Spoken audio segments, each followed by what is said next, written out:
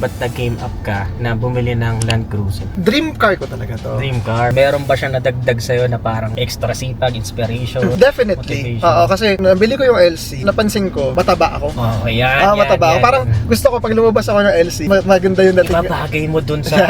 sa katawan ko. Paano mo gustong maalala si Sir Mel or ano yung gusto mong iwanan sa mga younger generation na susunod sa atin? Yung legend ko talaga, ang gusto kong mangyari. Nabili na ni Sir Mel ang kanyang Land Cruiser. Alamin natin kung paano nga ba ang isang mekaniko turned into milyonaryo. May tanong kasi talaga ako sa'yo kung ba't kita in-order. Sige. Ano ba yung tumatakbo sa utak ni Sir Mel kung ba't nag-game up ka na bumili ng Land Cruiser? Dream car ko talaga to. Dream car. Alam ng mga boss yan, nila Boss M, nila Boss J. Ever since nung nag-start ako na magnegosyo, gusto ko talagang bumili nito. Pero walang pambili. Okay. Pero yun. May pambili pero hindi siya priority. Correct. Kumbaga, na-reinvest ko lang siya dun sa speed up garage sa negosyo. Kaya, na-delay. Tapos ito, katas din siya ng mga pagbebenta natin online, yung mga C-Works, yung mga products natin. So, unti-unti natin siyang nabili ng maluwag sa atin. Bakit LC? Siyempre, ultimate ultimate SUV. Diba? Kumbaga, may status symbol. Tapos, comfort. Saka, ito talaga yung tinatawag na full size na SUV. Pero alam mo, nung kinabilib ko, Sir Mel, kasi hindi mo pinakawalan yung kagustuhan mo dito sa LC. Sa mga nakikilala din natin ng mga successful na tao. Bawa, dream nila LC. Dumating sila sa point na may pambili na sila, nawawala yung kagustuhan nila na, alam mo yun, nagigets mo. Pero ikaw, what makes you decide na itutuloy ko talaga to? Kasi wala ka na dapat patunayan. Sir Mel ka na eh. Maganda yung thought mo na yun eh. Kasi pag nakaipon ka talaga ng pera, na may pambili ka, for example, makabili ka ng 6 million ka, di ba? Nung pag naipon mo na yung 6 million, parang ayaw mo nang bumili. Kasi nawawala na yun. nawawala yun. Ayaw mo na eh. Totoo yun. Ngayon, what made me decide to go for it? Gusto ko lang regaluhan yung sarili ko sa hard work na ginawa ko for the past 5 years, 6 years ng Speed Up Garage. Kasi delayed gratification talaga ako eh. Mapansin mo, sobrang simple lang talaga ng lifestyle ko. Tapos sabi ko nung 2026 ng January, I need to reward myself. Yun. Bakit? Bakit mo sa palagay, ba't nararamdaman mo yun? Kasi puro trabaho na lang. Oo, parang... Gusto mong maramdaman yung... Sabi ng asawa ko, regaluhan mo yung sarili mo para mas sumipag ka pa. Yun. Oo. Nakikita kasi ng asawa ko na parang steady pulso lang ako. So sabi niya, bili ka ng gamit mo, ng trip mo, tapos masisipagan mo pa. So yun, totoo naman. Palagay mo, itong pagbili mo ng Land Cruiser, meron ba siyang nadagdag sa'yo na parang feeling mo is extra sipag, inspiration? Definitely. Oo, kasi nabili ko yung LC, napansin ko, mataba ako. Okay, yan. Mataba ako. Parang gusto ko pag lumabas ako ng LC, maganda yung dating. Ibabagay mo dun sa... sa katawan ko. Kaya nung nabili ko to, inayos ko rin yung katawan ko. Yun yung mga nakikita ko. Kasi di nakikita ng tao yun eh. Sa personal na friend kita sa Facebook, nakikita ko yung self-development and self-care na ginagawa mo ngayon. Bukod sa sipag sa negosyo, nakakalimutan natin yung health.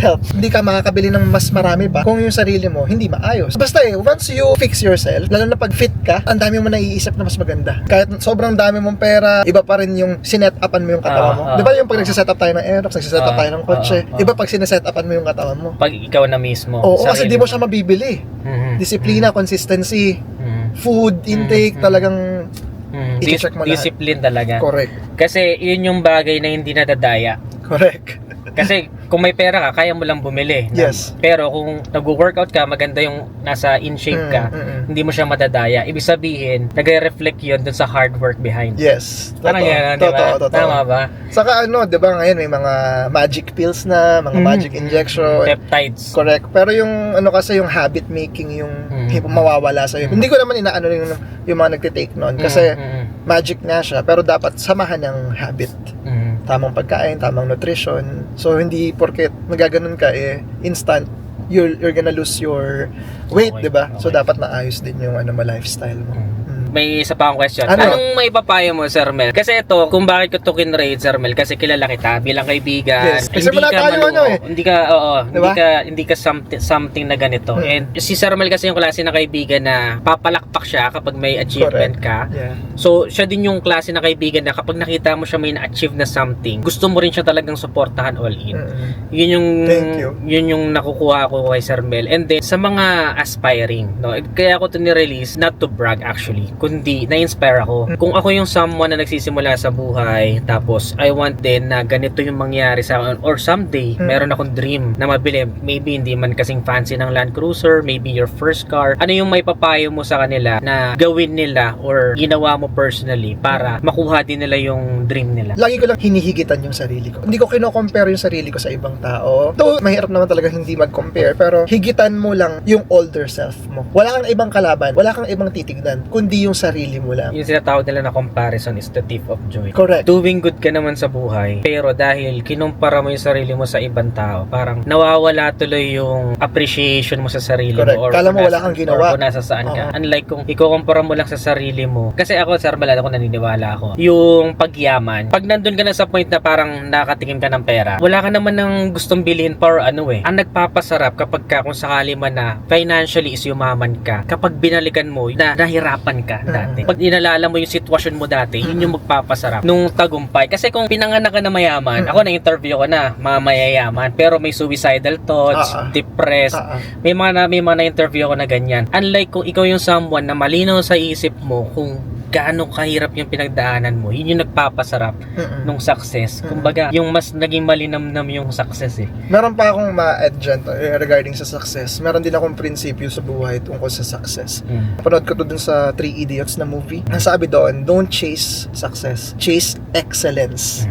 And success will follow. Marami rin nagtanong sa akin, Sir Mel, bakit di ka tumitigas sa chase of money mo? Akala nila kasi, palagi akong nag-grind para maghabol ng pera. Hindi nila alam na bakit ako bumibili ng mga gadget para sa shop. Bakit ako nag-i-improve ng mga services sa shop para ba kumita ng pera? Hindi. I chase excellence. Gusto ko yung Speed Up Garage maging first in mind siya. Kasi yung motor mo, sino pupunta mo? Speed Up Garage. First in mind siya. So lahat ng latest na gadget, meron dapat kami. So hindi yun para kumita ng pera. I chase excellence. Tapos, yung pera, sumusunod yun. To follow. Sumusunod yun. Bonus na lang yun. Kung ano man yung dumating na pera, dumating na mga endorsement, lagi siya, sumusunod na lang. Hindi ko siya hinahabol. Oo, bonus lang. So, chase excellence, success will follow. At saka may add ko lang na mas malalim na paghihimay dun sa sinabi mo, no? Napansin ko lang din, kapag yun din yung focus mo, may longevity ka dun sa ginagawa mo. Kasi kapag sa pera, pag comfortable ka na, wala ka na eh. Kung comfort zone ka na rin. Unlike, kung yun yung pinaka-goal mo. Yun nga sinasabi mo. Minsan, sobra-sobra pa dun sa iniisip mo yung pera na kasunod.